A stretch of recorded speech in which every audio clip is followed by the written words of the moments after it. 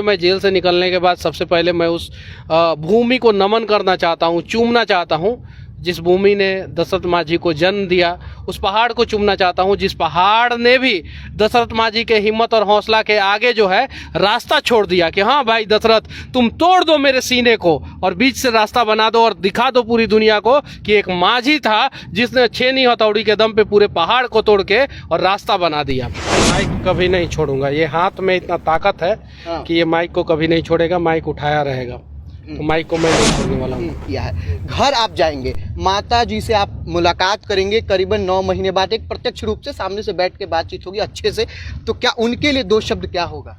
बस इतना बात जानिए कि दुनिया में माँ के जैसा कोई नहीं, बस इससे ज़्यादा मैं कुछ नहीं कहूँगा। अगर मेरी माँ नहीं होती तो आज मैं जेल से बाहर नहीं होता, आज मैं इस मुकाम पे नहीं होता। सबको जब तमिलनाडु लेके जाया गया तो तमिलनाडु में क्या कुछ हुआ वहाँ पर? क्योंकि मनीष कश्यप आप लोगों को कुछ दिनों के बाद देखने को मिल जाएगा, 1-2 साल इंतजार कीजिए, सब चीज़ जो है वेब सीरीज के माध्यम से देखने को मिल जाएगा। अली का तो जो है तबीयत खराब था, एम्स में इलाज चल रहा था, मैं जेल चला गया, उसके बाद से इलाज भी बंद हो गया उनका, फिर मैं निकला हूँ, मैं इलाज कराऊंगा उनका। नमस्कार, सस्टॉक देख रहे हैं आप और मैं हूँ आपके साथ आशुतोष उपाध्याय। मनीष कश्यप जो हैं आज बेऊर जेल से रिहा हो गए और रिहा होने के बाद हजारों की तादाद में जो समर्थक हैं उनको देखने पहुंचे थे। जब मैं कल ग्राउंड रिपोर्टिंग कर रहा था उस दरमियान लोगों ने ये कहा कि मनीष कश्यप का एक दीदार करना चाहते हैं। कई अलग अलग जिलों से लोग पहुंचे थे। अब हमारे साथ मनीष कश्यप हैं, पहला इंटरव्यू है इनका सस्टॉक पे और हम इनसे बातचीत करेंगे कि आखिर 9 महीने के बाद आखिर जो आगे का समय होगा उसमें क्या कुछ ये करेंगे। रहे वनवास काट कर आए हैं, लोग कह रहे वनवास रहा आपका, अब आगे का जो काम होगा बिहार वासियों के लिए, देशवासियों के लिए, वो कौन सा कार्य मनीष कश्यप एक दृढ़ संकल्प के साथ लेके चल रहे हैं? बिहार का डीएनए है और बिहार का डीएनए का मतलब यही है कि अपने आप को राज्य के लिए, देश के लिए, समाज के लिए न्यौछावर कर दो। और हम लोग जो है अपना राज्य का काम और देश का काम लगातार करते रहेंगे, पहले भी करता था और आगे भी करता रहूँगा। हमेशा लोग ये सोचते थे कि मनीष कश्यप को जब तमिलनाडु लेके जाया गया तो तमिलनाडु में क्या कुछ हुआ वहाँ पर, क्योंकि मनीष कश्यप आप लोगों को कुछ दिनों के बाद देखने को मिल जाएगा, 1-2 साल इंतजार कीजिए, सब चीज़ जो है वेब सीरीज के माध्यम से देखने को मिल जाएगा। देखिए बड़ी बात है, वेब सीरीज के माध्यम से आप सबों को देखने को मिलेगा, लेकिन एक प्रश्न आपसे रहेगा कि लोग ये भी पूछ रहे कि क्या मनीष कश्यप अब फिर से पत्रकारिता करेंगे, फिर से माइक उठाएंगे? माइक कभी नहीं छोड़ूंगा, ये हाथ में इतना ताकत है कि ये माइक को कभी नहीं छोड़ेगा, माइक उठाया रहेगा, तो माइक को मैं नहीं छोड़ने वाला हूँ। अलग अलग जब जगहों पे हम जा रहे हैं तो लोगों का कहना है कि मनीष कश्यप बिहार के मुख्यमंत्री बनने चाहिए। उनका कहना है कि मनीष कश्यप को हम देखना चाहते हैं उस जगह पे जहाँ से बिहार का बदलाव हो सके। क्या कहिएगा इसके बारे में? मैं उन सब चीज़ों के बारे में नहीं सोचा हूँ और अभी सोचता भी नहीं हूँ। मैं जो करता था वो जेल से निकलने के बाद वो काम कंटिन्यूअस करता रहूँगा। अभी आप तुरंत जेल से रिहा होने के बाद दशरथ मांझी के गांव पे पहुंच रहे हैं, अपने घर न जाके वहां जा रहे हैं, आखिर क्या कारण है? उस मिट्टी को चूमूंगा जिस मिट्टी ने दशरथ मांझी जैसे लाल को पैदा किया था और उन्होंने जो है 20 साल में उनके गाँव के लोग, समाज के लोग, राज्य का नेता, सिस्टम किसी ने साथ नहीं दिया और 20 साल में अकेले दम पे छेनी हथौड़ी लेकर जो है उस पहाड़ को तोड़ दिए।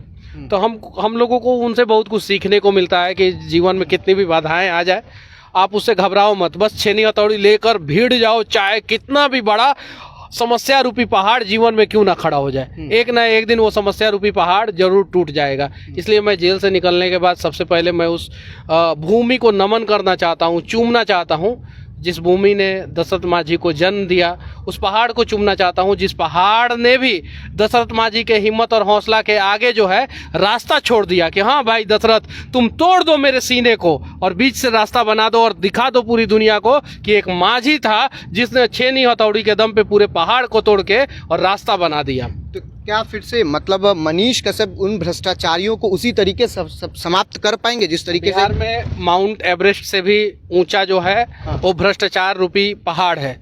उस पहाड़ को तो तोड़ना है और उसके लिए मैं लगातार प्रयास करता रहूंगा और मुझे उम्मीद है कि जितने भी बिहार के लोग हैं वो सभी लोग प्रयास करते रहेंगे और सभी लोग मिलके जो है ना बिहार में जो भ्रष्टाचार रूपी पहाड़ है उसको तोड़ देंगे। सबसे ज़्यादा बिहार के लोगों ने सफ़र किया, चूँकि आप ज़रूर जेल में थे, लेकिन बिहार के लोगों ने इस चीज़ को अंदर से एक तरीके से झेला है कि नहीं भाई मनीष कश्यप जेल में है, और लोगों ने दृढ़ संकल्प के साथ बाहर कार्य भी किया है। घर आप जाएंगे, माता जी से आप मुलाकात करेंगे करीबन 9 महीने बाद, एक प्रत्यक्ष रूप से सामने से बैठ के बातचीत होगी अच्छे से, तो क्या उनके लिए 2 शब्द क्या होगा?